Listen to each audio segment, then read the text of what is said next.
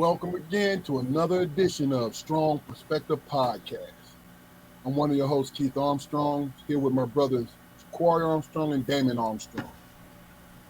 We are here to speak on uh, people's thoughts, people's concerns, reflect on everything good and bad in our lives. And we appreciate you guys joining us or watching later on our YouTube channel. Speaking of our YouTube channel, do us a favor to go to Strong Perspective Podcast on YouTube. Like, share, and subscribe. Take the time to go see it because bless you. Because the content is great content. We have great guests. As a matter of fact, we have great content on the nights that we're doing right now. Like, and basically what we like to do every once in a while is just have the three of us come on in reflection to try to, work it out. If we have concerns, if we want to say some good things, if we want to give our strong perspective. You feel me? So basically, let's get to it. Juquarry, how you doing today, brother? I'm doing good, man. The day went pretty routinely, and that's good. Routine is a good thing for me. Okay. Okay. Damon, how are you today? I had a great day today, man. Just sitting back reflecting on things, man, and basically coming up with, understanding that life is don't have to be as difficult as people make it, man. It's about mindset and attitude. It's true. It's true. I what I've come to understand is the purpose of our podcast is we want people to tune in to us live. Because really and truly, you try to say that you're busy on a Friday. Really, truly, you're coming home from work and you're thinking about dinner plans. But we have great we have great content, right? And we want your comments.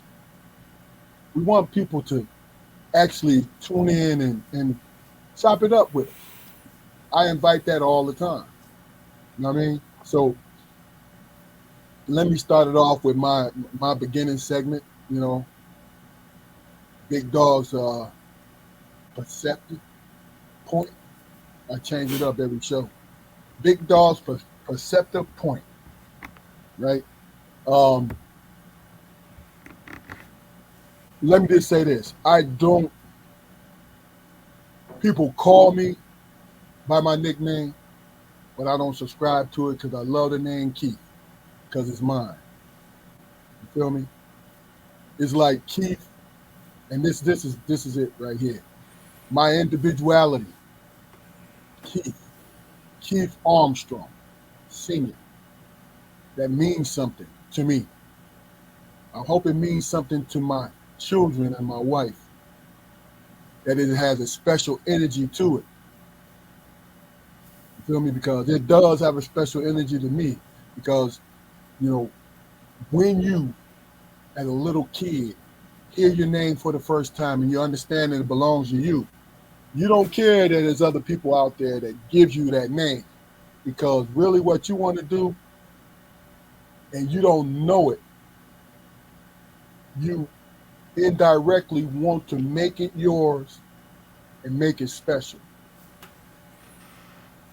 So the best way for me to make it special is not by any sports accomplishments or anything like that. Me as my character. I think people and communities will go a long way if they work on their character. Because your character encompasses a long and wide thing. Because it keeps you in place. It keeps you grounded. because what you try not to do is hurt somebody else. And that's a sign of strong character in itself. I just wanted to speak on that. So, guys, what will we talk about today? Anybody got something to chop it up about? They've been thinking about? Just offhand, man. When we was doing our Thursday show yesterday, you guys know it was about 8 o'clock. I got up and answered the door. This young fella, man, asked me if I wanted him to cut my grass. And he told me 20 for the front, 20 for the back. I told him I didn't have any money, and asked if he could come back today. And he said, yeah. So, today is the last day of Ramadan, so it's a holiday, so there's no school. So I asked him what time he's going to come back. And, he said, he told me that it's a holiday, so and we don't have no school. And he said, 1, 2 o'clock. And I told him, I said, you the businessman, you set, I'm gonna let you set the time. So he said 2 o'clock. Now I'm sitting here watching Netflix or whatever. 2 o'clock on the dot. This little guy knocks on the door. I said, wow, okay. So he cuts my grass, and he didn't do a very good job about it. He's a young guy. I don't know. He probably don't even cut his own yard. But the simple fact that he was on time and prompt today and yesterday at 8 o'clock, it was dark, and he was still out hustling, doing right, and that made me gain an appreciation for the spirit of young people again nowadays, man. Seriously, I think I got me a yard maintenance person from now on. Okay. If he come back, we gonna do business. But I mean, go ahead. No, I'm listening. Yeah, it was sort of inspiring, man. Because I work with kids, and they don't always have the best mindset. But when he left, the first thought that came to my mind, man, was somebody raising that dude right. Somebody raising him right. Well, you remember what I said yesterday when you came back and told us what was going on? I was like, wow, okay, man grinding. Mm-hmm. You know what I'm saying? Because it was dark, and he's still out there trying to get customers. You know what I'm saying? Yeah. So he got one. I'm gonna have to show him how to cut grass. But hey, look. He got a customer. So what you're doing is you're doubling his blessing, because you're gonna show him how to do it right. He already had the ambition. You know what I mean? Speaking about this, you got something, Fluke? Then I got a question to ask you guys. No, that was basically what I was gonna come, say something about. I was gonna ask Juquarry. Remember when the young cat came last night? I was gonna speak on that. Okay. I was talking to a good friend today, and he was a brother, conservative. I don't believe in labels, conservative, liberal. I don't believe in that bullshit, right? But he does have a conservative way of thinking, which can be good, and it can be a little skewed. Yeah, I notice I didn't say bad. You know what I'm saying? Because black people, in my opinion, are conservative. Pretty much because we had to be. Because we had to stay on our square at all moments, right? But Juquarry brought up something about the young man, and we had this, coincidentally, we had this discussion. And the question I have to ask you, thinking about what happened in Chicago, 4 or 5 days ago, with the kids downtown, tearing the place up and looting stores and all that, beating folks up. And the mayor gets on and he condemns the damage and the violence, right? But he also says, don't judge those kids, right? Because, I'm paraphrasing, pretty much because they come from broken homes. All those kids come from broken homes, right? Um, what responsibility from the ages of, I'm just throwing these numbers out, 14 all the way up to 17, 18, 18. Because I consider those, I would call those kids, right? Like official kids. What responsibility should we, not responsibility, what accountability should we hold those children to when they display that kind of violence? And you guys understand the kind of violence I'm talking about. Roving gangs down, damn, wrong word, but a mob, not a gang, a mob of kids going into stores, looting stores, doing damage, going down the street. This is what I saw. Going down the street, busting windows, doing all kinds of damage. I don't know what motivated it, but it happened, right? What accountability, in your opinion, should we have? And anybody, I see we got one viewer right now. I'm inviting folks to give a comment and talk to us about it and what you think about this and chime in. But what do you think the accountability should be? And we'll start with you, Damon. I think they should be held accountable, man. I think that they should be held responsible for their actions, man. Because if they jumping on people and doing property damage, that's crazy, man. That's chaos. You know what I'm saying? Because what could have happened is they could have sent a whole bunch of police down there. You know what I'm saying? And just imagine what that how that would have turned up. Just imagine what kind of reaction that would have been what would have happened in that situation. Is my point. And it's like, yeah, it could have been a whole lot of kids getting shot, beaten, pepper sprayed. Innocent people was already getting hurt. So it was crazy, man. There's no rhyme or reason to something like that. Of course, you're gonna have certain people out there pointing, because Chicago is the poster child for every person who wants to say, well, look at their community and look at what they're doing to each other, and that's why we need more policing and all these different things.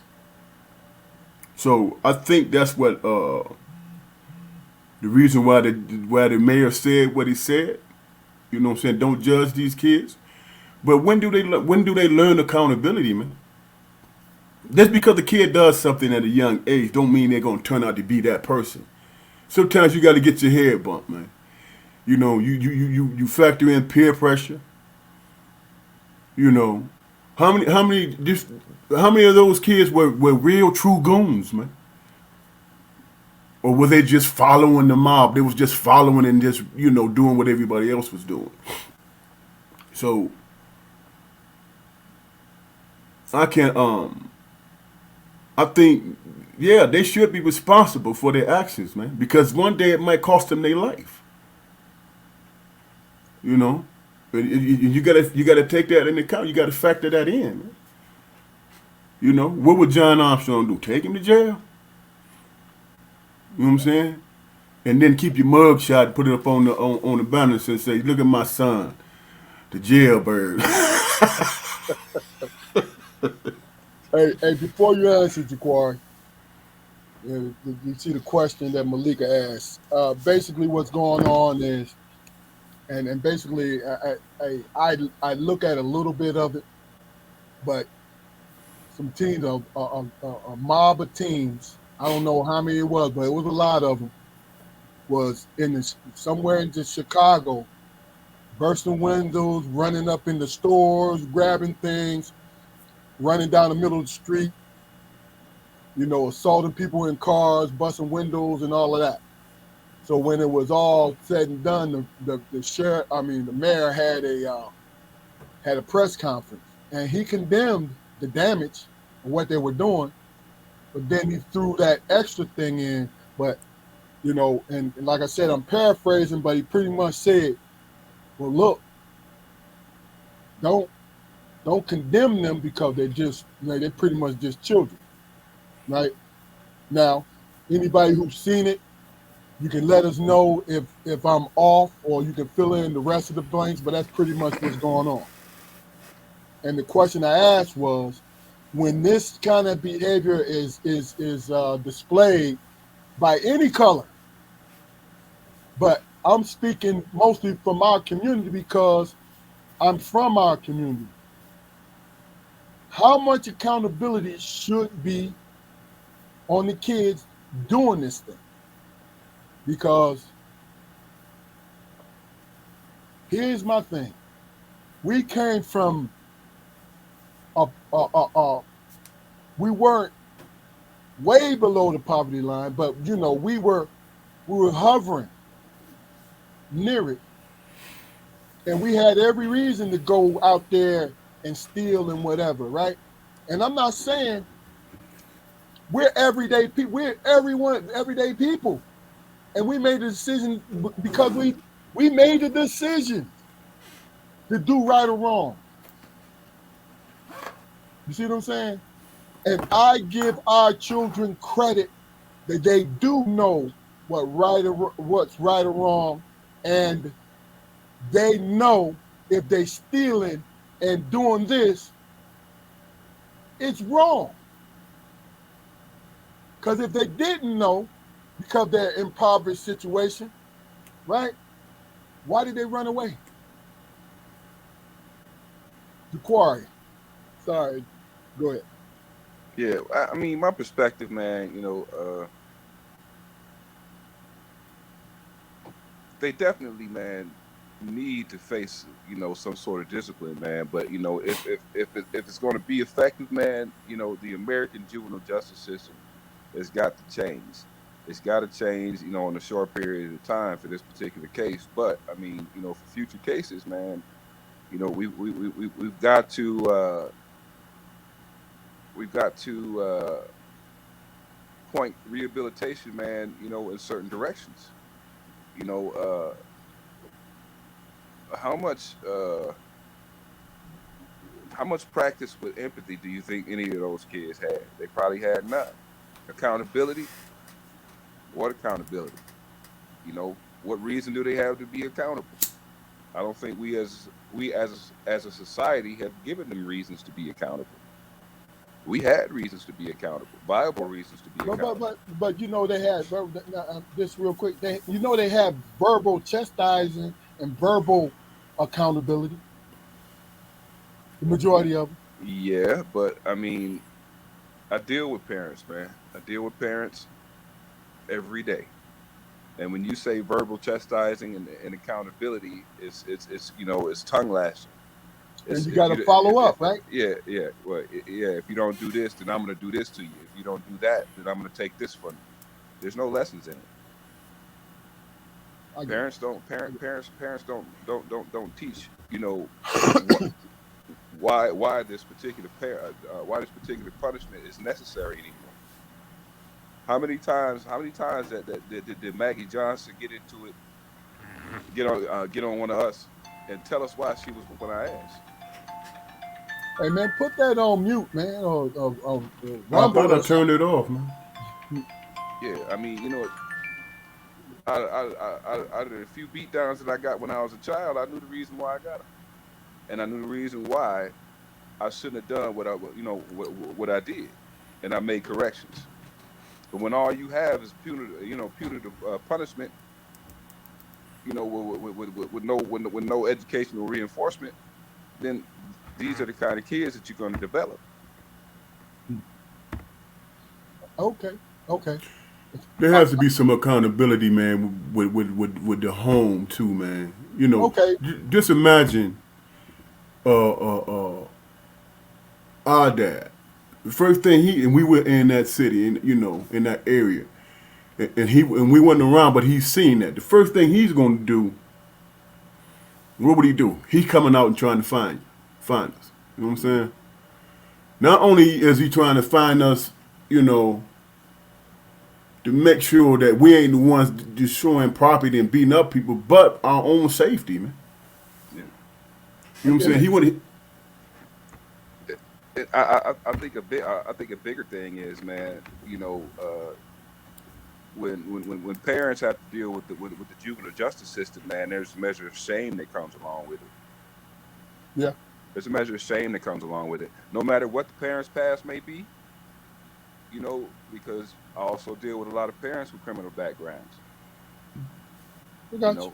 And at this point in their lives, many of them are well-rounded, well-meaning people who want their children to be successful, but they don't necessarily know, how to position them to be successful because nobody positioned them to be successful.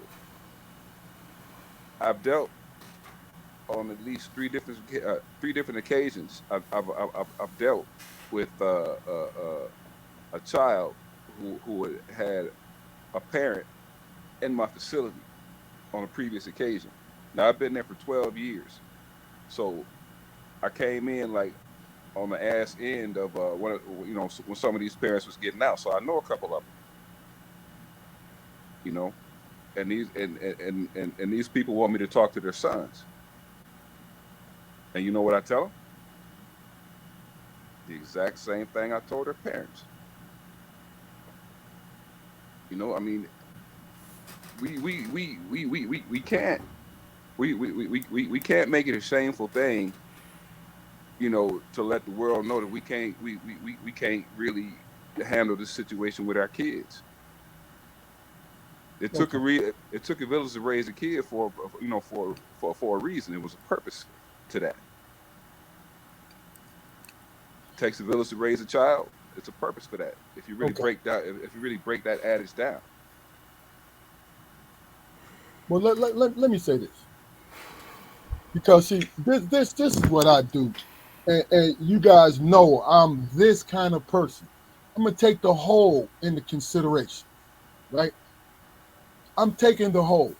I'm not going to say with my small where I am, my small segment is representative of the whole world. No, I mean the whole community, not the whole world, the whole community. Where if I'm somewhere, like before I retired, if I'm patrolling somewhere and it's just one street, it's a high crime street, that's my beat, I'm not going to say that that's the whole neighborhood that I'm working in. It's that particular street. And what bothers me, and this is my own personal thing, what bothers me is this. This is why I even brought up the accountability. What bothers me is this. When you find yourself saying they, or kids nowadays, or this or that, right? It's almost conceding that we have, because you said it, Juquarry, we have lost control over our kids. But really, it's some simple things that need to be done. Simple things that need to be done. Right? Some of those things are this. I had to cut my 15-year-old time when it came to being on the PlayStation. Not because it's this. It's because what you watch on YouTube. You got grown men on there that the kids love to watch, cursing and jumping around and gyrating without going to fucking work. Right? I love their hustle. I love what they're doing. And I love to see black folks succeed, right? But they don't have, and it's up to the parents to do this too, to put them damn locks on YouTube where what their child can watch and what they can't watch, right? So I'm saying that.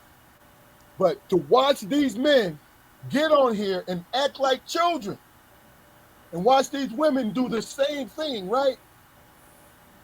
And then we expect our child, because they watch that more than they're around us, No, man, get up off there and come the hell downstairs.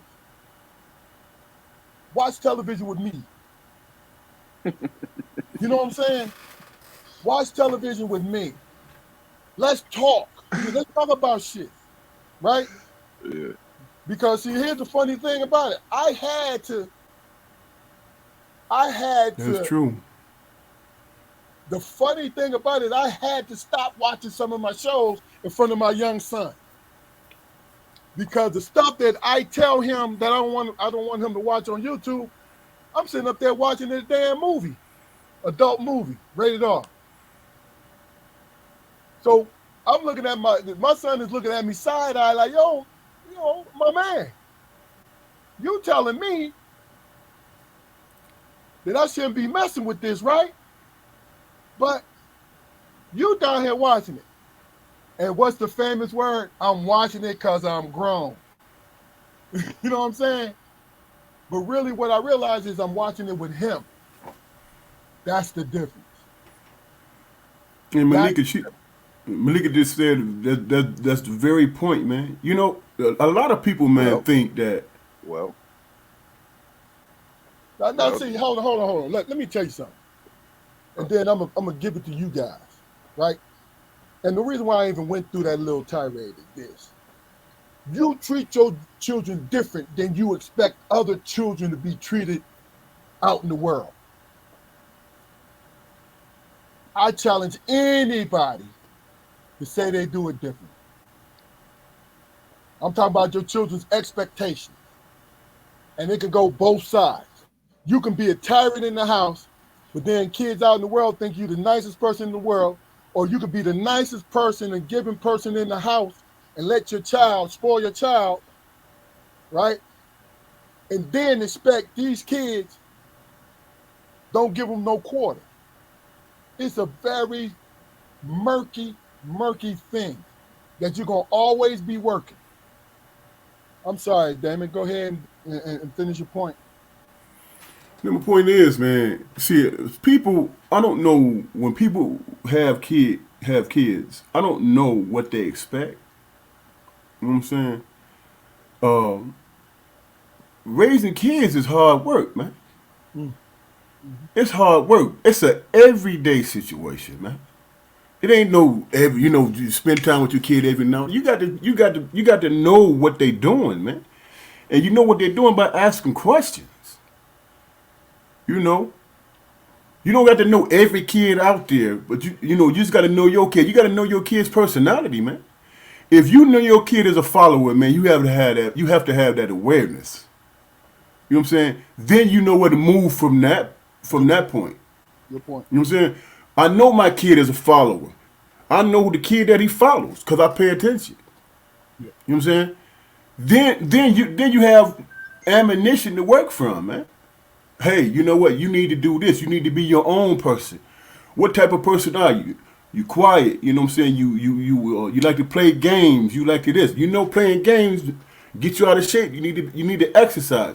You need to have an awareness of your child, man.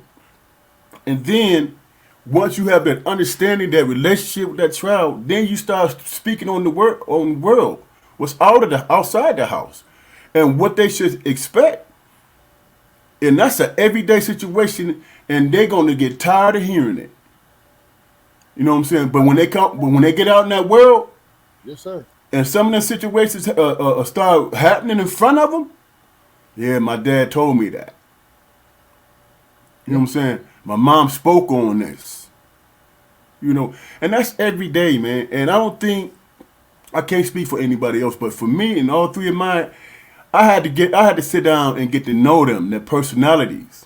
You know what I'm saying? And help and assist them with trying to maneuver in the world to be successful.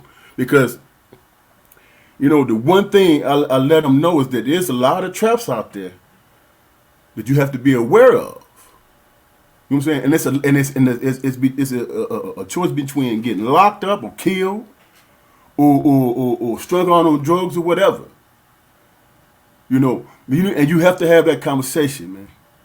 Yeah. You know, you have to have it constantly. Mm-hmm. Keith, can you go back to that last comment Malika made? All right. Now she said parents need to understand that they don't have a choice in being involved in trying to get their child on the right track. The system should be support, not the driver. Totally understand it. Totally get it, and I mostly agree with it. Damon, your statement, hey, totally understand. Totally understand it. Mostly agree with it. But how do you factor in situations where where the parents are incarcerated or just downright refuse to be involved in their child's development? These are things that I deal with at work. I go to work, and I find myself having to be a parental figure to guys who don't get visitation from their parents whatsoever. Yeah, yeah. Some parents don't even call their sons. So I can imagine the level of involvement they have at home. I tell you, the So if crazy the thing. system, so me working in this part of the system or whatever, if we don't help raise them, who gonna do it? Be a part of the village, man. And that's what I was gonna say. Exactly. Be a part of the village. Juquarry, it's halftime, brother. It's time for your segment. All right, Uncle Spo's say. I was going through some of the stuff that I'd written. I'd probably written it, I don't know how many years ago, man. But I keep all that stuff, man. Blurbs here, short stories, screenplays, all that stuff I keep. And I came across this letter that I'd written to myself, because that was an exercise that I'd put the boys I work with through. I still do it sometimes, but just write a letter to your future self. Doesn't matter what you say, you talk about. You can talk about what you want to achieve. You can talk about some of the things you've been through, as long as is there's some kind of introspection in it. So for this segment of Uncle Spo say, I'm gonna read the letter to myself, man. Here we go. All right, what's up, bro? Look here. Shit ain't. Shit is only as hard as you fucking take it. It's a lot of swearing. That's where I was at the time. So excuse me. Uh, it, it, it, it, it gets worse if you show your hand wrong. So don't care so much. Do what you want to do. It's time for you to catch a break. Go ahead. Wait. Go above and beyond for yourself. Do for self. You need to create a new spoke. Don't be the old spoke. He was a good dude, but he was blinded by what he thought was right, and now he's got to die. He rigidly stuck to notions of fair play, unimportant affirmations, and outdated methods of getting what he needed. Please don't be old spoke anymore. That guy, what the fuck? On the surface, it looked like that dude was purposefully clueless. Clueless. If you get burned every time you touch a stove, common sense would tell you to stop touching the fucking stove. It's gotten so bad that even the stove is telling you to stop touching it. Change has got to come. Hell no, don't be old spoke. Fuck that. And fuck him. Even though you dearly loved him, understand that he's dead now. Understand that. At some point in their dealings with you, people seen that which was good in you. They saw it and they wanted it. Not because they needed it, but because the good in you shone through and it was infectious. They took it and gave nothing in return, and that left you empty, or so you thought. Even though you believe yourself to be sucked dry of everything, there was the act, ACT. You still had that in you, spoke. Now, what the hell is the act? What the hell is the act, you may ask? The act is always, the act is and always has been my why. The reason for wanting anything, no matter what that thing may have been. I can honestly say that I've always managed to get the things that I needed when I needed them. That includes hard lessons. The stark truth is people suck, but not necessarily because they hate you. They just have their own agendas, just like you, bro. You can't blame them for looking out for them. You can't put the blame on You can't put the blame on them for not following suit. So don't hate people for being afraid. You are. Once you've taught people how to treat you and they fail to act on those teachings, it is not their fault if you stick around. Sometimes you have to realize that the fight ain't a fight at all. It's a lesson sent to you from God. And you sit back and wonder why you keep going through the same shit. Simply put, bro, you ain't learned yet. Until you do, the lessons will keep coming, and they'll keep getting hard. Do yourself a favor and take care of yourself. Always remember, good or bad, right or wrong, we all get exactly what we deserve. Peace. P.S. I'm not going through nothing. I'm just venting. As Uncle Spoke says. Well, it's a good thing you threw that PS on there because motherfuckers gonna be writing you letters like, yo. Shit, Hey, I was impressed that he read it like that because I've been like reading my shit talking about, excuse me, y'all. I think that's supposed to have been, damn, man. Never mind. Hey, look, let's do this because I go through this mentally all the time, and I'll start it off. I'm gonna ask you the question. I want you to respond to it, but then I'll give you my response. But go ahead. You have something to say? No, I mean before you move on from that situation, man. The one thing that I made sure that I done was made my kids realize that they supposed to be here and they have a purpose, man. You know what I'm saying? Know thyself. You know, and you fit in there somewhere. So you don't have to be like nobody else. You ain't got to follow nobody else. You just have to be like you. You know, you just have to be like yourself, man. And I look at these kids nowadays, man, and they influenced by the craziest stuff, man. The craziest stuff, and me understanding, I mean, me who I am, I'm like, how the hell they interested in that? That's so outside of themselves. You know what I'm saying? So I just continue to remind them of who they are.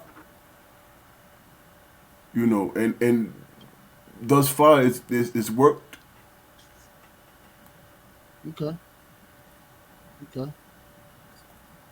It's a good point, man. Really good point. I ask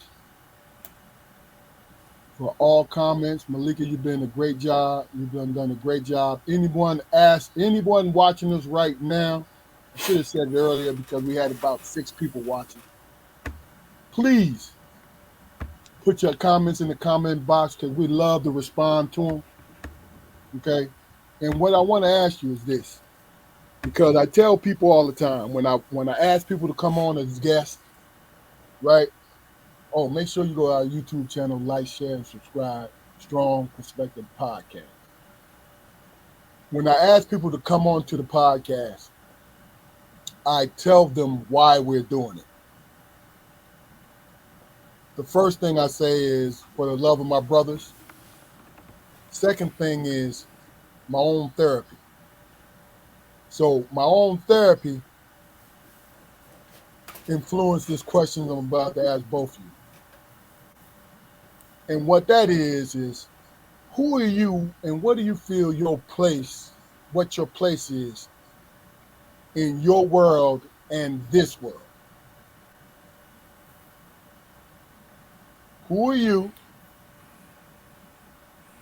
and what do you think your place is in this world? I'll cut it short right there. You guys understand the question?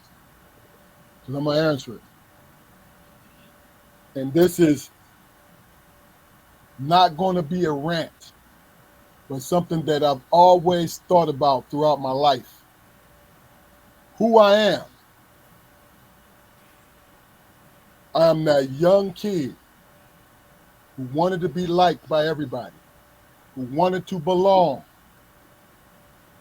But for some reason or another, I didn't belong to the group.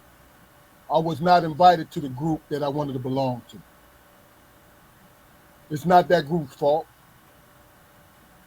It's just the energy that I put off. My energy is a different kind of energy. It is an individual energy. I've come to understand that. Who I am. Who I am is a human being that step onto this situation, step on this earth, that understand that I'm flawed, but I understand my strengths too. What I learned how to do is speak the truth, no matter how much it hurt. Because what the truth did was empower me. When I say speak the truth about myself to me. Because it's easy to speak the truth to other people because you can use it as a weapon. Who I am, I'm somebody who want to follow what is prescribed for me. Who I am is human. Who I am is important to me. Who I am, I love. I had to learn how to love who I am because the world don't give you anything because the world don't have it figured out. The people around you don't have it figured out. We think they do because they talk, they speak with eloquence, they speak with charisma, they speak with positive energy. But if you really break it down and listen to them, they don't have a clue, just like you. So what I was blessed to be able to do is two things: become a vessel in which I'm empty and wait and waiting to be filled with knowledge, with love, with guidance, coming from above. And I don't hesitate to give it. Yes, I know how to protect myself verbally and physically. That's easy for me. But emotions, that's different.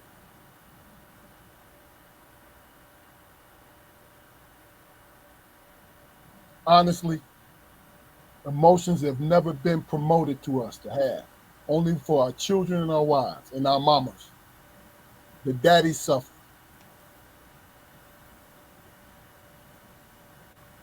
It's the truth. Why I'm here? Why I'm here is to be that consistent beacon of somebody trying to make their way through this world. That's not all, but that's a part of me.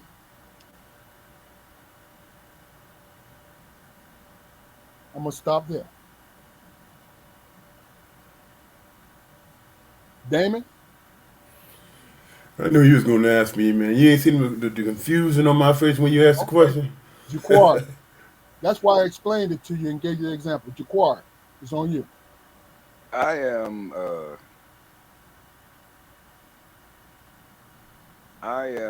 a fucking beautiful disaster, bro. That's what the fuck I am, man. As far as wanting to be, as far as acceptance goes into, any particular clique or part of society, man. When I was a little kid, much like you, Keith, I went through, you know, trying to find myself within the confines of a group. But I also learned at an early age that, one particular section of, people couldn't necessarily contain what I had to give. And that's not a cocky statement. You know what I mean? I have friends that just didn't get me. Didn't stop us from being friends, but they just didn't get me. And I didn't lose any sleep over the fact that they didn't get me. You know, because we rock with each other, man.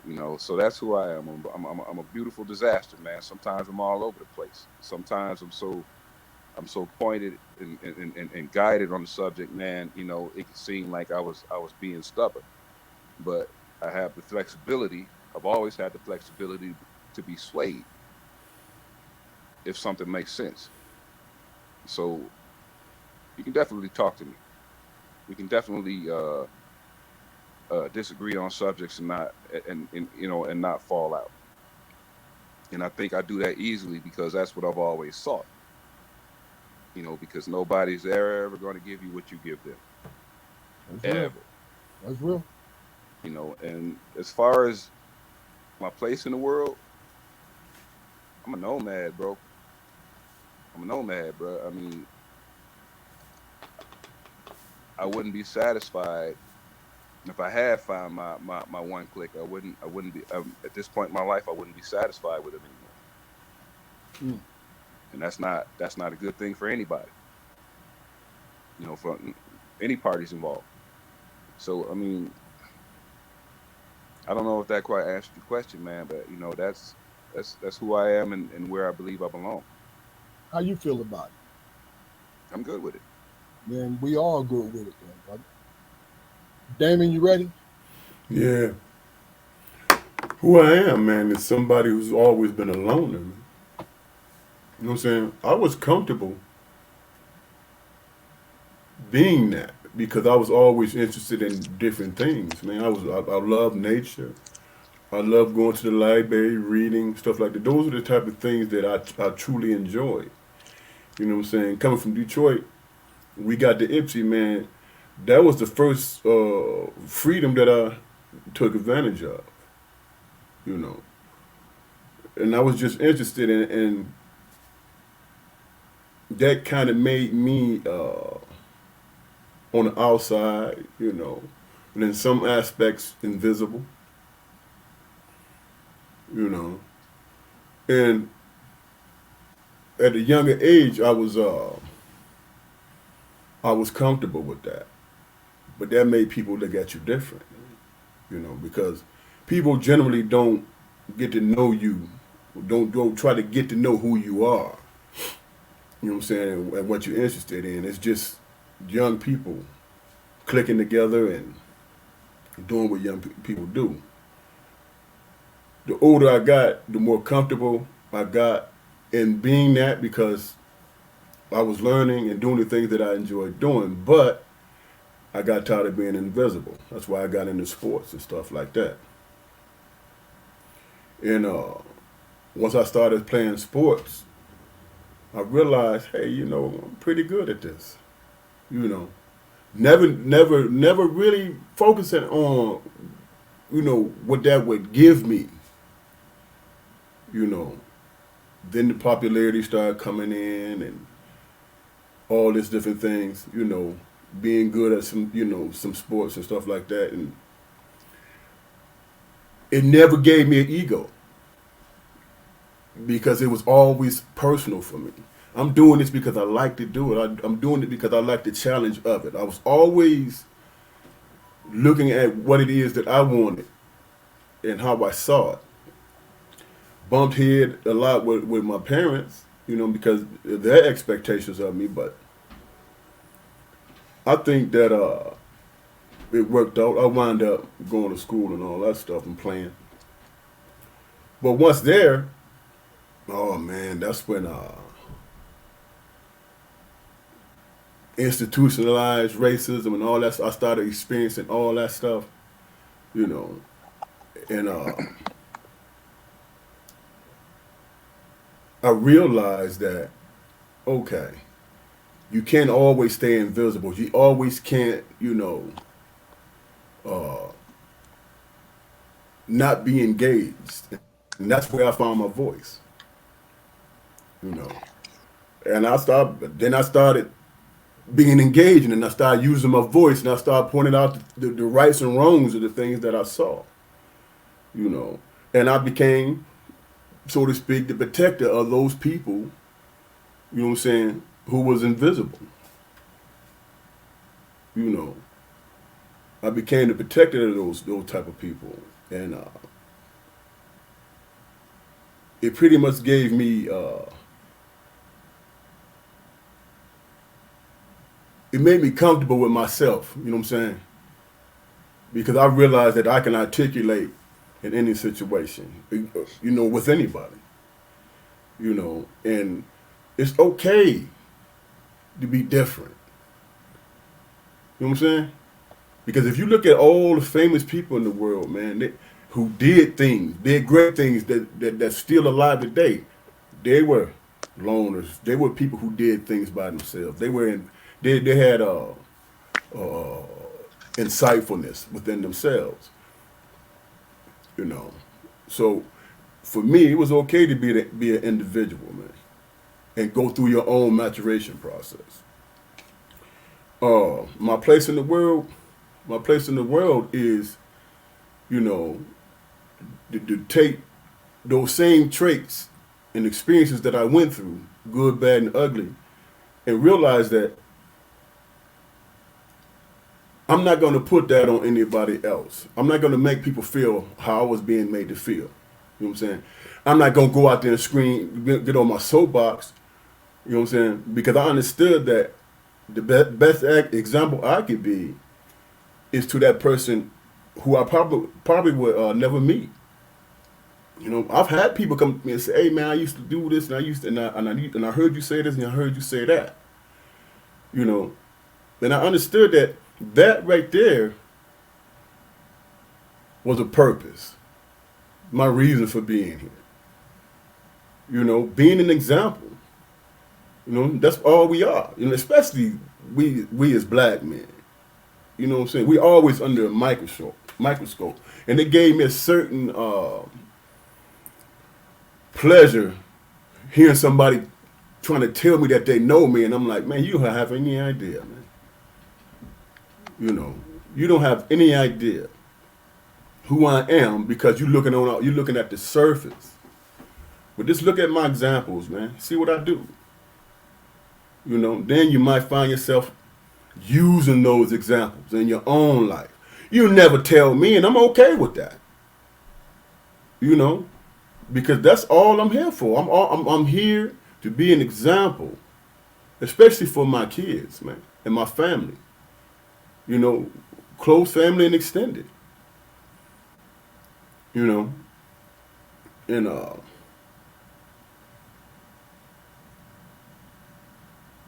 I have no regrets for that, man. None whatsoever. You know, I don't know if I answered the question, but I mean, you happy with it? Then you answered that motherfucker. You know what I'm yeah. saying?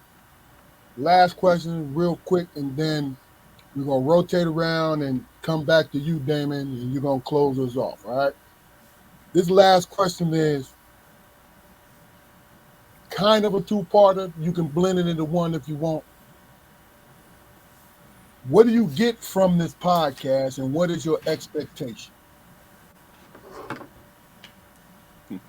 I'll go first so y'all understand my question.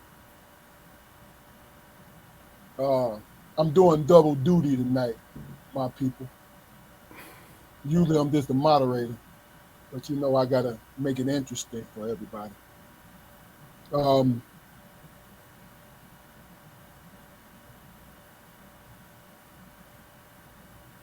is it? What did I say, Juquarry? What's my expectation, and what do I get out of it? Yeah. Okay. What I get out of the podcast is easy. Sometimes it's too easy. To do it with my brothers, you know, to see their faces. You know, we had these kind of conversations over the phone, but to see it in real time is a blessing.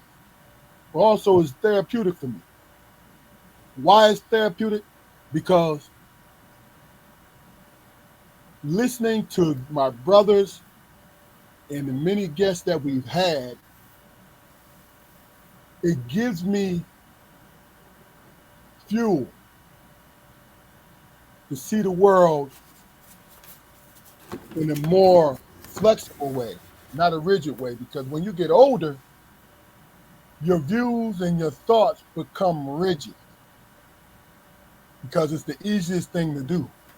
Because you convince yourself that you know everything and you fucking don't. I threw that curse word in there to emphasize you fucking don't. Right? Nobody does. I don't care if it's the wisest old head out there, right? He or she still don't know everything. But you know what the expert at? Is giving opinion. Giving their opinion. That's what old heads are good at.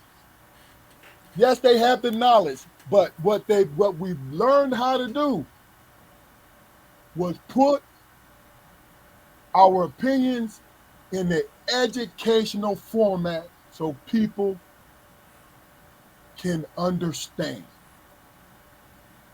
And we carry ourselves in that same way. So that's what I think about what we're doing.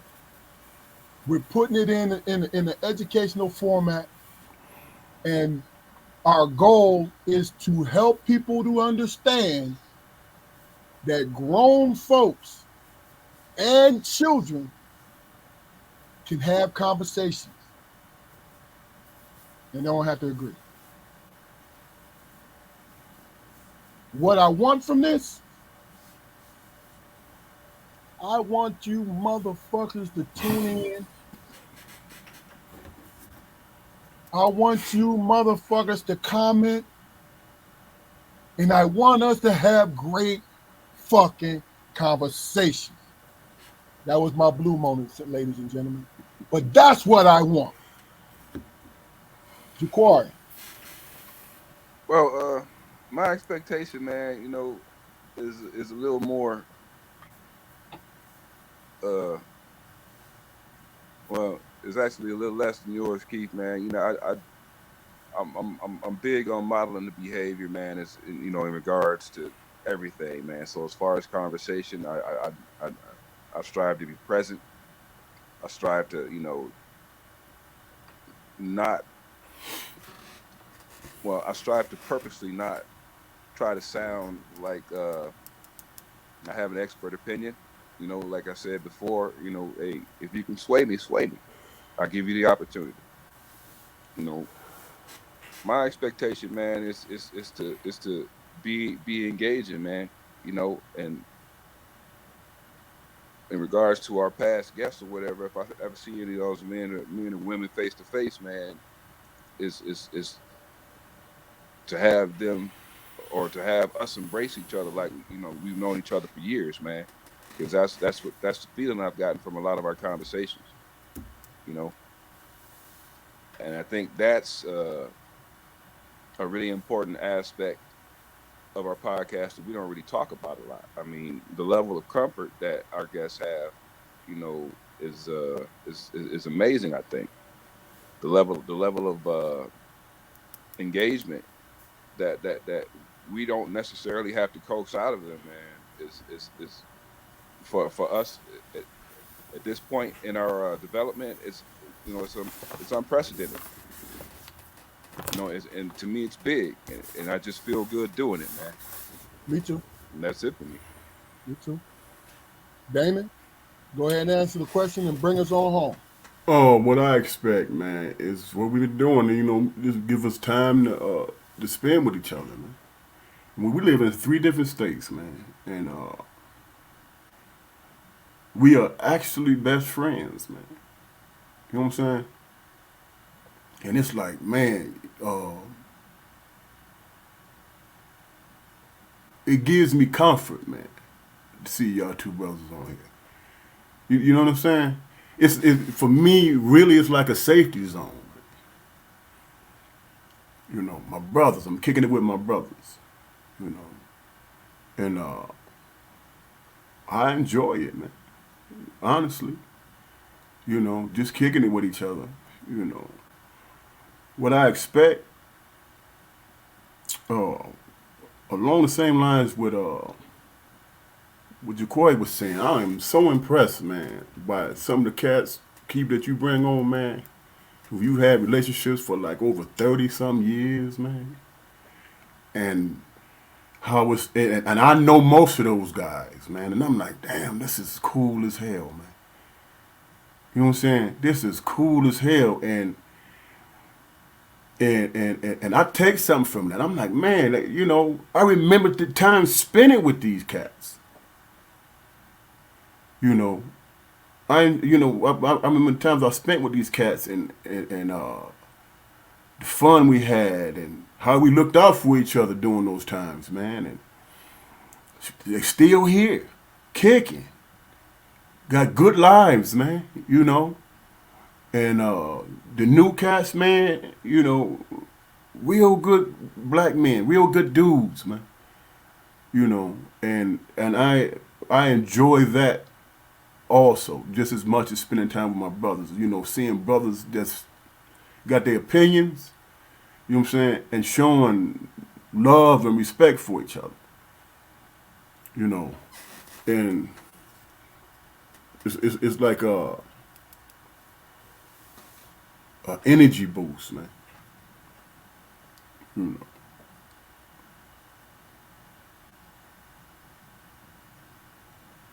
And that's about it, you know, as far as that question is concerned. You already said your expectation. My expectation, man, is to continue to do it, man, and keep on sharpening our tools, man. You know, the more and more we do it, the better and better we get at it. You know what I'm saying? And see where it goes from here. You know, I'm excited about the possibility. Okay, okay. Before you go into your joint, I just put something up there, and I want both of y'all to give your opinion about it, and then we'll go into your last segment. And Malika put up.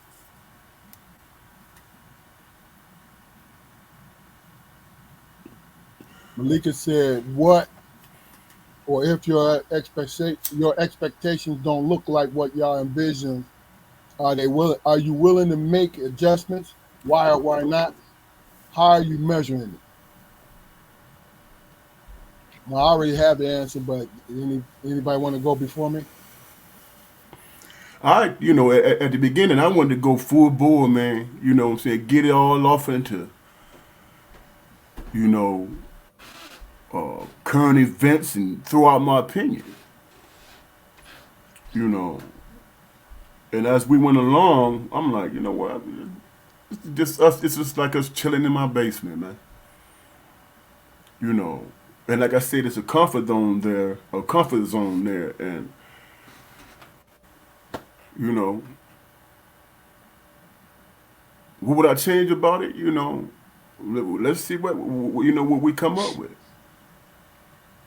You know what I'm saying? Juquarry. Well, that's a rough one for me. That's a rough question. As far as adjustments, you know, I mean, we're always tweaking little things. I'm always tweaking small things or whatever.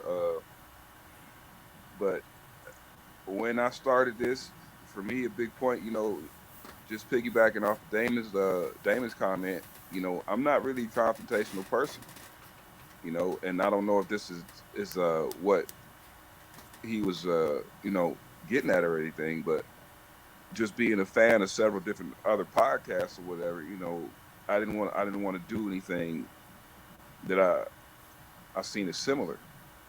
You know, I mean, yeah, you can find, you know, a podcast where it's three people sitting around, you know, talking or whatever, but they're arguing and there's tension and there's bumping heads and there's, you know, for the sake of entertainment, you know. And for me, if I'm gonna argue, if I'm gonna, you know, swap words and everything, man, it's got to be some sense of resolution at the end, man. And that's I didn't see that a lot, and I don't see that a lot in you know, podcasts nowadays, man. As far as a niche. I think we're kind of building our own niche. You know, we've all said it before. We're three brothers. We're three three brothers. You know, with different perspectives on things. And a lot of the times we land on the same on the same target, but we all have different ways of getting to it. As far as measuring it, I mean, I don't even watch it, so I mean, measuring it, I would be completely unfair if I did judge it. Completely unfair. Not necessarily with you guys, but with myself. That's the reason why I don't watch it. Gotcha. My response, and I'm being honest, because Malika is a great question. That's why I even presented it to the three of us. Understanding that the three of us are individuals. We're individuals, so we had these discussions all the time. We've been doing it about 18 months. We have these discussions all the time. We tweak, we do whatever. And the thing about it is, every once in a while, my brothers say, your podcast, Keith. And I will correct them and say, no, this is our podcast. Whatever you want to do, I'm riding with you, right? So, expectations, if you don't see, and this is not directed to you, Malika, I'm speaking in general.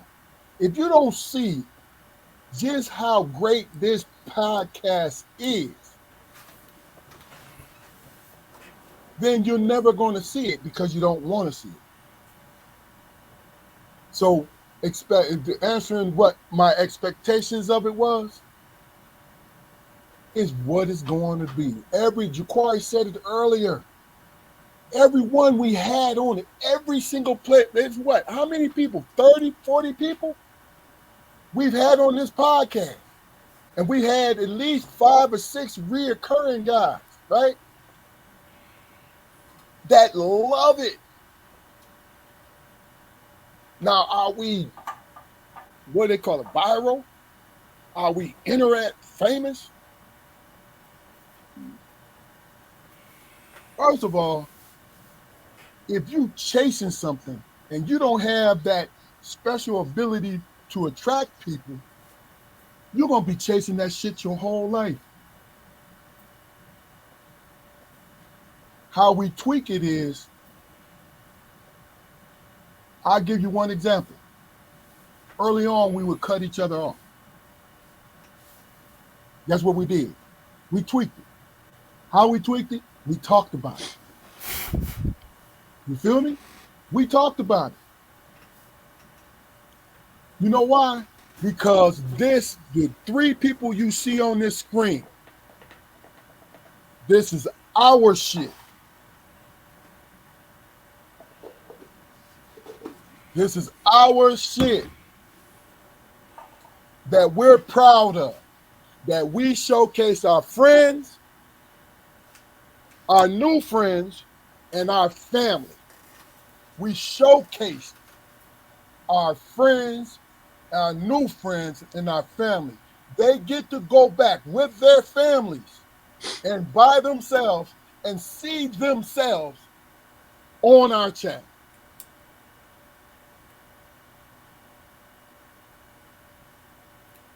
To answer your question, I'm always willing to change some shit up if all 3 of us agree that that's what we should do. But if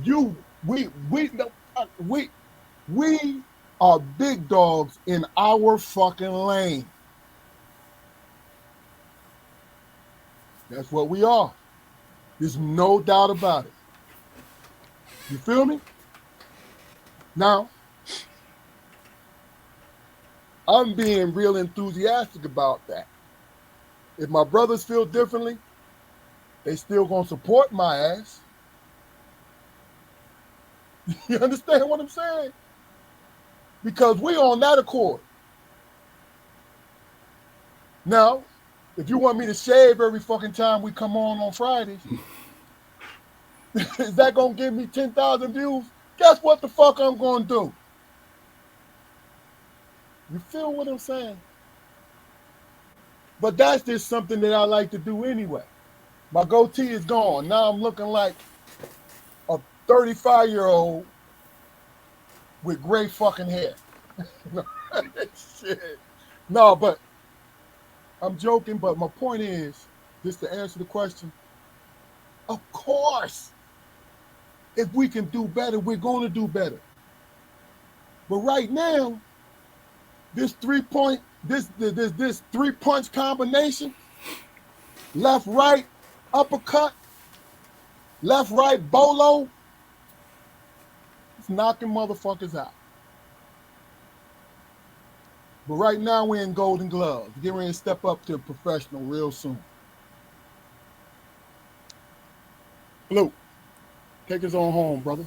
Yeah, that was a great question. Appreciate it. Mm-hmm.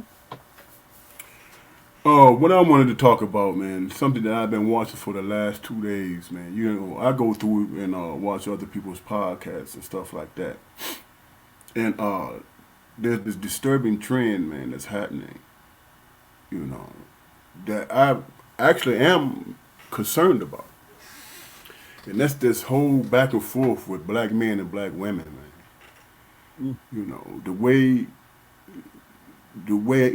some of our people are exposing themselves, man, the way they're talking to each other and all of that is just arming other people, other races, man, with ammunition, and that is a sad state of affairs, man.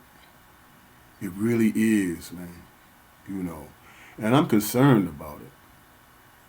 I am truly concerned. I look at my little grandbaby and I'm like, man, is this the type of world she gonna grow up in, with the infighting and the exposure, and a lot of people are clout chasing with it, man, and it's ridiculous. You know what I'm saying? Where is the love for each other, man? And I know I'm talking as a 57-year-old man, married man. I know I'm doing. I'm coming from that lane. You know what I'm saying? But if any of if people younger see me as an elder or whatever, understand, it's a bad look, man. It truly is. It's a bad look, and that is something that is going to be more difficult to try to bounce back from. You know what I'm saying? Each and one of us go through our own stuff. We go through our own stuff. So there's a lot of stuff that's piling on, but collectively, we trashing each other like this. Our young people, man, hating each other. I mean, professing hate towards each other, man.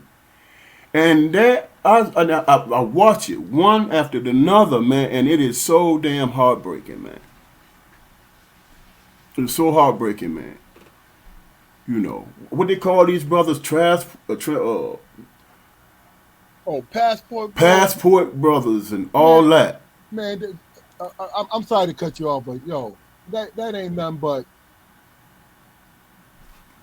Go ahead, bro. Wherever it is, whether it's a true statement or not, my point is, there is this thing, man. There's this apparatus that's in place where people can come in and speak on our shit. You know what I'm saying? And try to speak on. I mean, I hear people talking about victimhood. You understand what I'm saying? What the hell do you know about it, man? You don't know nothing about it. And then you have another black person who's saying that about another black person. Really? Really? You're not serving any purpose, man. And the reason why is because people want to be heard in their own little section, in their own little world. And they taking that pain and that pain that they're experiencing in that one-time situation, and they broadcasting it, man. You know what I'm saying? See, I told you, man, they don't even love each other. Which is a damn lie.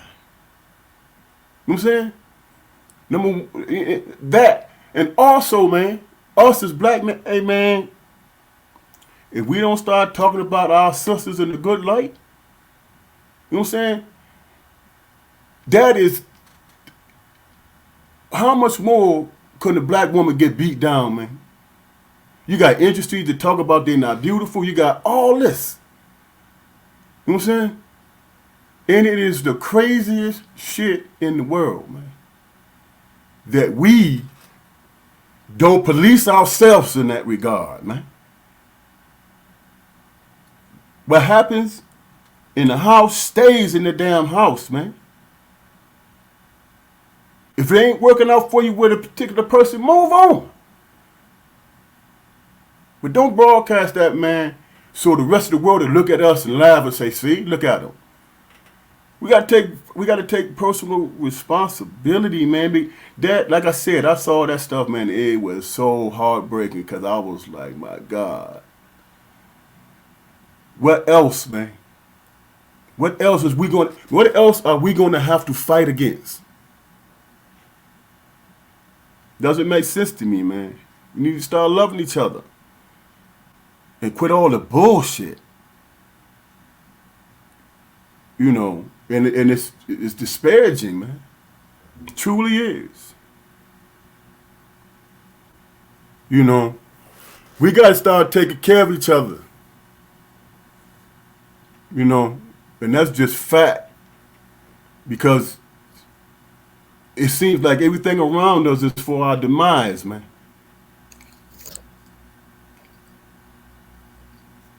So, as a black man, I can only do my part.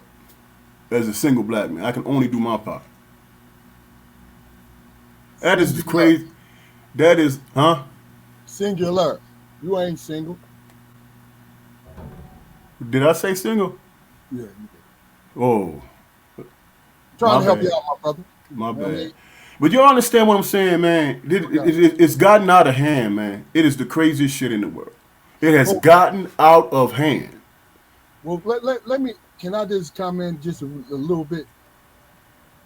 I saw Alicia and Malika's points, great points, right? But also,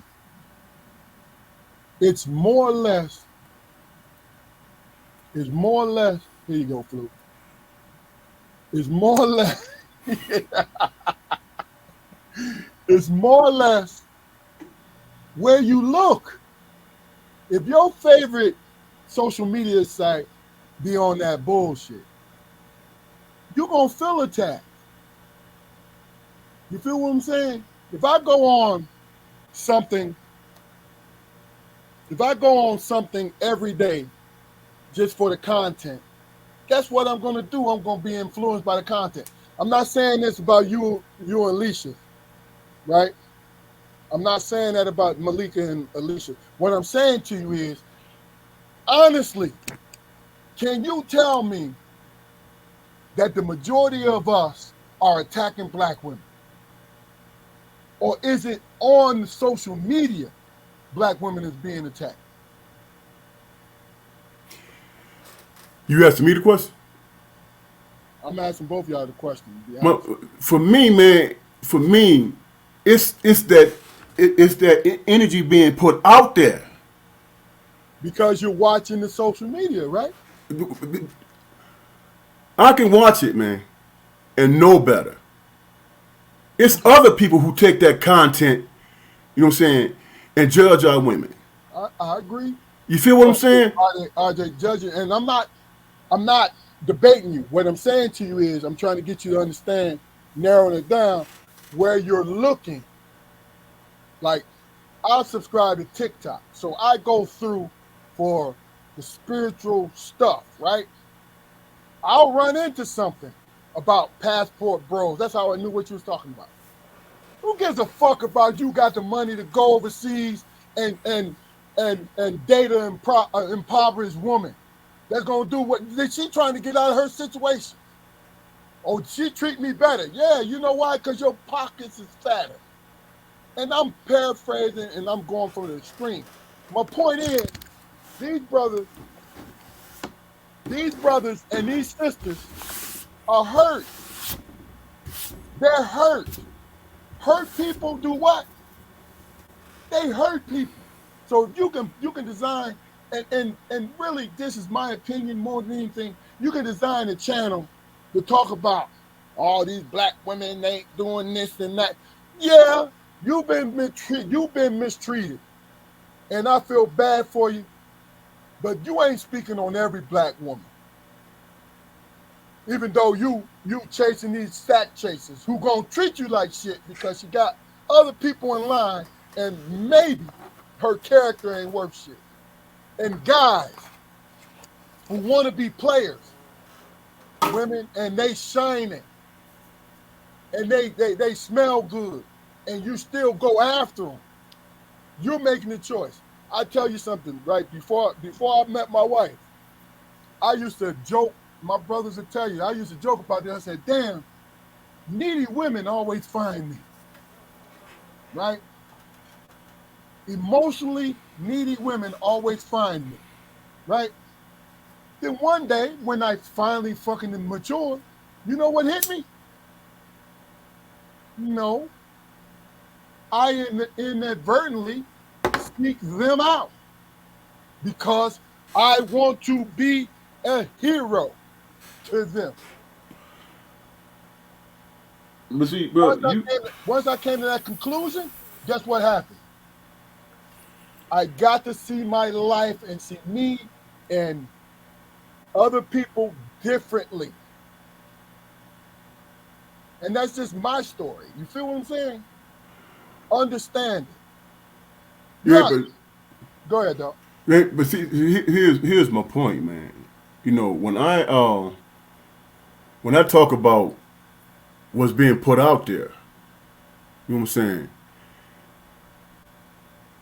I think we as black men, especially if they're talking about black women, we as black men should be offended that some other clown gonna come in and make a statement. It's like, the hell do you know about it, man?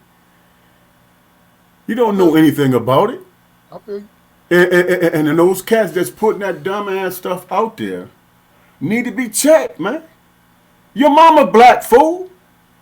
I get you. You understand what I'm saying? How you gonna be on a channel and you put out some Cause bullshit about a black they want woman, they want to be famous, man. and then your mama or your auntie see that shit. You know what I'm saying? You just tell me where that makes sense, man. I feel you.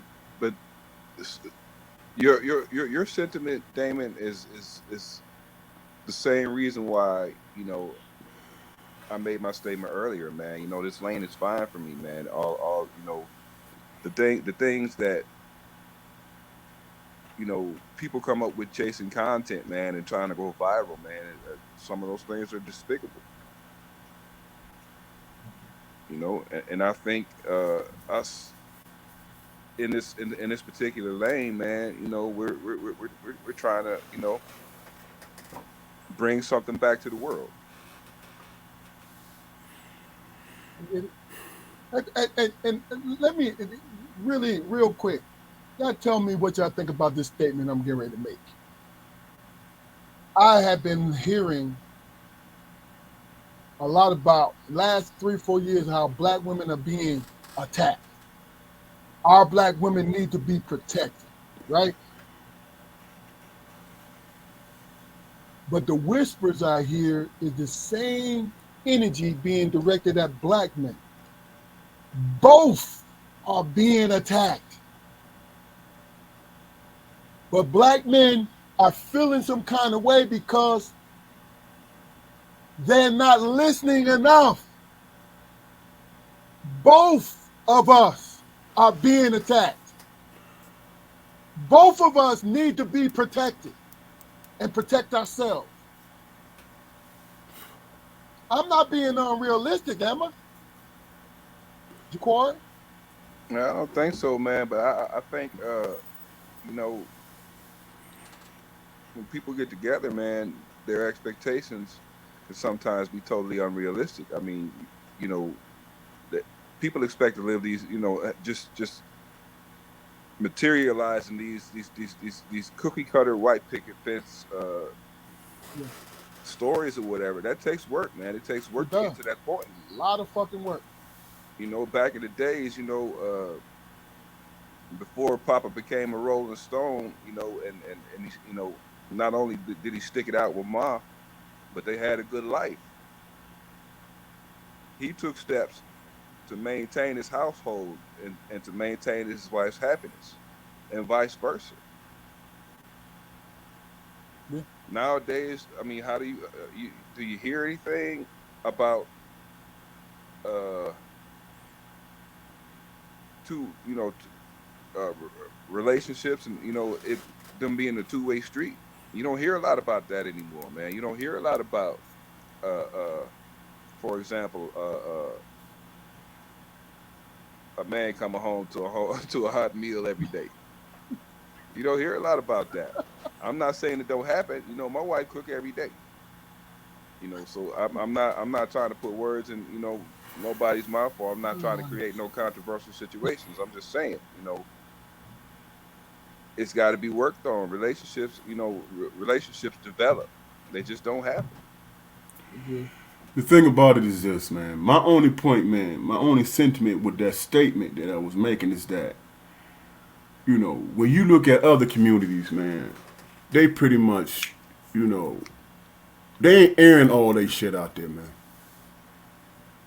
You know what I'm saying? And I think we as black men and black women, we have to police that shit because other people are using it as ammunition, and the ammunition that they're using might affect somebody getting a damn job, man, or a promotion or whatever, because they literally taking what they're hearing and saying, "See, we was right about them," and that's not the damn case, man. Oh, bro. Hold on. All I'm saying is we can get off into the nuances of relationship. We can do all that. I'm saying we as black men and women, we should push back on a lot of that content, man.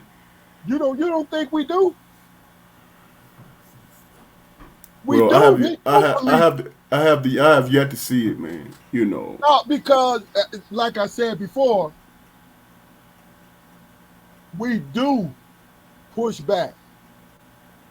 But this social media thing that we're on is a one-sided thing. We only see people's opinion, period. We don't see, and this is what we promote. If you don't agree with us, comment or come on to the show, and we'll go from there. You feel what I'm saying? My thing, I'm gonna tell you what it is. It is the hardest thing in the world, man, to cooperate with somebody we think we don't need to be cooperating with. Like you spoke about, and then explain it. You spoke about other communities don't air their shit out. Yes, they do. But guess who gets the hardest? Guess who gets the hardest scrutiny? Right. Our community. And that's my point, brother. And that's my Our point. community. You know what I'm saying? And that's my whole point. It's about taking, at this point, man, in the conditions that we are in, bro, we have to think about how to take care of ourselves, man. It's my only point, man. And look, like I said, I'm not disagreeing with you. What I'm saying to you is I'm adding on to what you're saying. You feel me? Because it's the kind of conversation where emotions is wrapped up into your decision making and how you look at our community, right? How you look at yourself, how you was raised, how much love you received and you didn't receive. It is so much for each individual. Now, I say the three of us and everybody been commenting, we are of rational minds, right? But we don't control each other. So to some point, we all, three of us, agree a lot of what's being said tonight. You feel what I'm saying? It's what it is. Because, not because we're brothers, because the three of us are independent thinkers. But it makes sense. But when people are hurt and injured, logic slips away. You feel me? It is what it is. You know, you guys heard me say it many, many times. Hurt people hurt people. That is a simple thing to say, but that shit is so fucking true. Because when you ask them, it's like, yo, man, why you do that shit? I don't know. Or I did it before they can do it to me. Oh, you know what I'm saying? I had to go through it. Yeah. Well, you know, like I said, man, you know, at least put it in the back of people's mind, man. Well, of course, it's about planting seeds, dog. See, that's what I'm saying. Luke, I hope you don't think I'm disagreeing with you, because I'm not. All I'm doing is adding on to this shit, man, because it is so many layers. People always just take the one fucking layer or the second layer. They don't understand with our community what we've gone through. It is many, many layers. What I said was earlier, about 5 minutes ago, I said both black men and black women are being attacked. But what do? This social media thing, we individualize. Black men said, oh, somebody said high quality man. Kevin Samuels was funny, but he was a fucking asshole, right? He was an asshole to both men and women. If you really understand the history of it, of him, everything he said to every woman that came onto his show, a year and a half prior, he said to men who came on the fucking show. But guess what? He got demonized. And all he was a fucking entertainer. Y'all understand my logic? That's my logic. Like, bro, you cannot, like, get information without researching. Kevin Samuels, the men, them hurt men, hopped on his train because they couldn't have those women who they idolized. So he's like, yeah, tell him, Kev, tell him. But if you really research it, he said the same shit to men and made them look stupid. In the same way that he made the ladies look stupid. He's an entertainer. I never watched the show, man. Did he bring in? He just had black people on the show. It was black people. Oh, that's exactly my point. But see, here's the thing. It was funny because I thought it was more of a skit when I first saw it, right? But then I realized he's serious about this.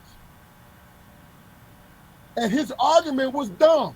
And the women argument was dumb too. You got to make $100,000. Hold on, man. You talking about the black community. You doing well to make 50. No indictment, but be honest. Our community wide, you're doing well, right? And we got black women saying this, and then we got him saying, look at you. Think about it. Look at you. You got 2 kids, even though these women's making 6 figures, right? You got 3 kids. You shouldn't want what you want because you overweight. What the fuck is that but entertainment, man? Come on. Y'all think what I'm saying? That's what it was. Because you being fucking Look, and then you get women on there, because I thought, like I said, I thought it was skits, because they was falling for that shit. And then to find out they were real women. They was real women. And I'm like, whoa, hold on. You know what I'm saying? Like, I'm not telling these women they should settle or shouldn't do all that, right? No, you getting on here and degrading and getting degraded at the same time. That's not entertainment. That ain't reality shows right there. But that's my whole point, Keith. Clowns getting on that shit thinking, you know, making those type of videos and they think that shit is funny, man. Yeah, You know, of course. And look, like I told you a couple times, dog. I don't disagree with you. I don't disagree with you at all. It's just we got to know what we're looking at. You know what I mean? We got to know what we're looking at, man.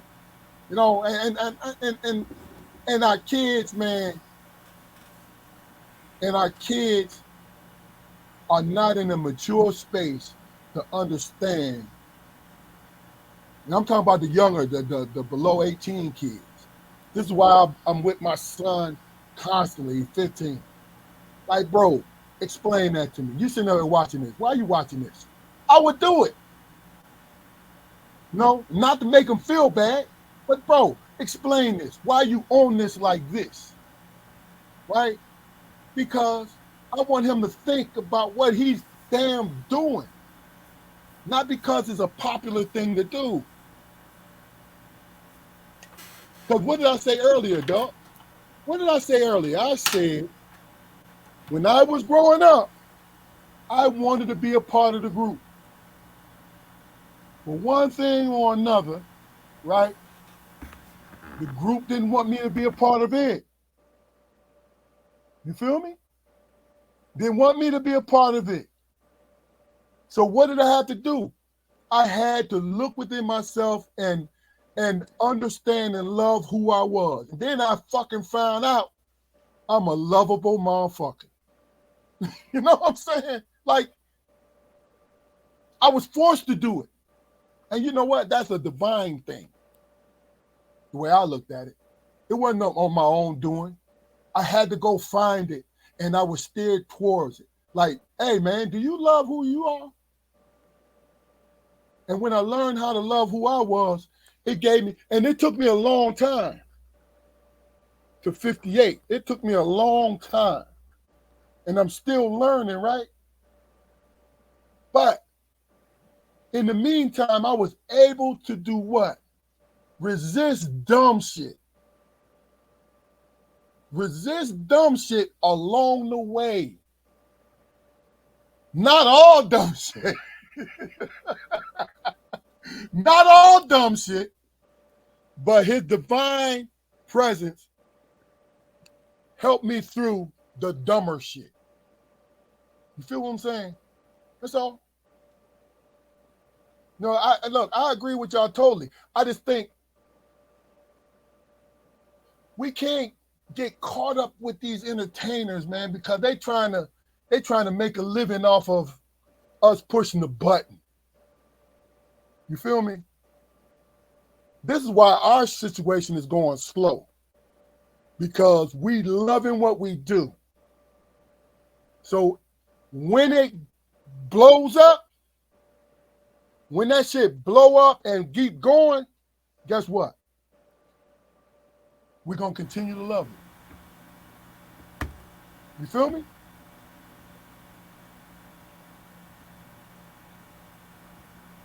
All right, well, look. Juquarry and Flute, any last things to say? Well, man, I think we touched on some important topics, man. And said some enlightening things. Good point, Damon. I mean, Yeah. I mean, I look forward to the next time, fellas. Appreciate you. No doubt. Damon. oh man, hey, good conversation, man. Good conversation. Yep. And look, we're here every Friday at 7:30. And it's either the three of us or we have some fantastic people. And folks who run across this, who are on Facebook, you want to come on, message me. And I got you. If you got my number, text me. I got you. You know, um, I appreciate my brothers because, see, contrary to everybody's belief, we in the same hemisphere, but the three of us think different. All three of us have independent thoughts, and God blessed us with a logical sensibility, and I'm blessed. I feel blessed to have that.